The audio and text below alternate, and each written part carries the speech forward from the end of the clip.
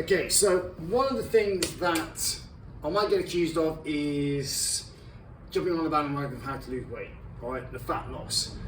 Now, that's fine. I'm happy to take that. But being a PT that I am myself, I learn off other people, I research stuff, and fundamentally it's not quite like a comedian stealing a line off another comedian to make the money for themselves.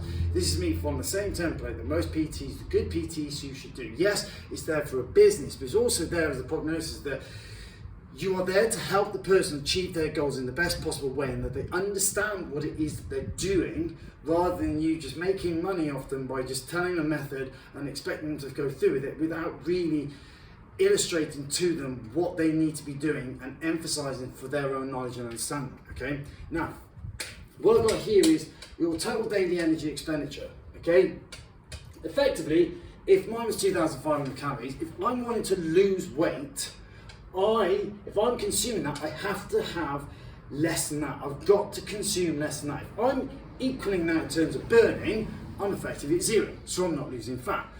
In order for me to lose fat, if I'm burning 2,500, just go with it, then I need to be consuming about 2,000. If that's what my normal calories should be, 2,500, I've got to be eating less than that.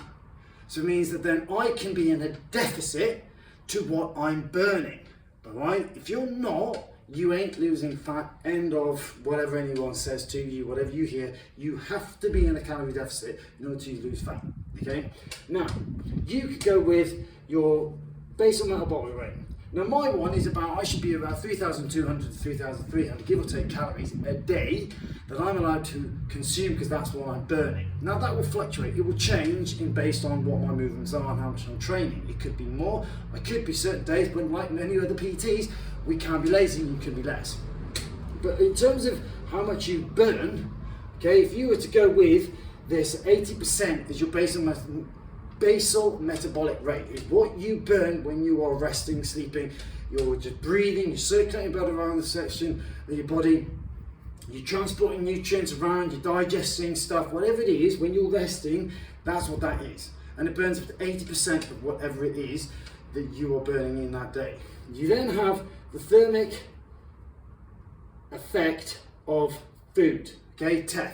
Now, this will differ. I've read and heard research things, people saying that by, say for example, proteins, because you get meat sweats, you burn more calories doing proteins. It's not really being set in stone. It's one of those, some might say it is, some might say it's not. There's not enough scientific knowledge to really back that up. The point being though, which is true, is if you are eating, you could probably go with say 5 to 10%, give or take, is how much energy you use when you are breaking down and digesting your food. Okay, the next bit, which is the one at the top, is basically your training. Okay, the sort of energy, activity, thermogenesis, basically what you do in a training prognosis. Now, if you just train once a day, you might just say burn up to 200 calories.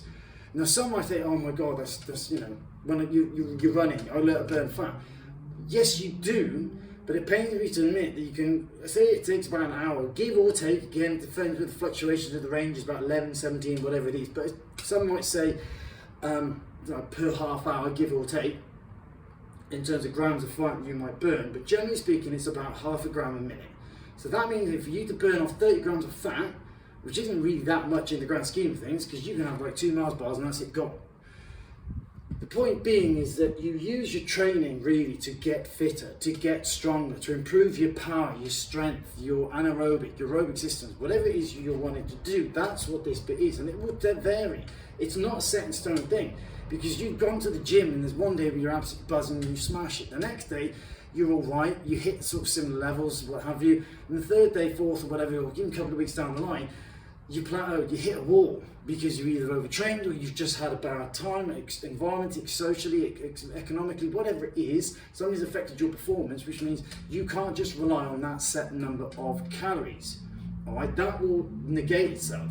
So realistically, in terms of you relying on that to get you to burn fat, lose weight, you ain't gonna come off thinking, oh, the old bingo wings and hip lovers and all this grips have gone, not a chance. One thing which will really help is that is about 15%, give or take, suits your NEAT, right? Your non-exercise activity thermogenesis. In other words, you walking around the house, going upstairs. Instead of, say for example, me, I don't want to always email someone at work. I will get up my seat and walk to them. If there's someone upstairs, I wouldn't, but you can take a lift, therefore take the stairs. Is there something in the back garden you can sort of lift, move around? Gardening, just clearing up stuff in your garage which needs to clear out. It's lifting, that burning motion. You're burning calories as you go. This is the bit, fundamentally, when more people can lose their body fat.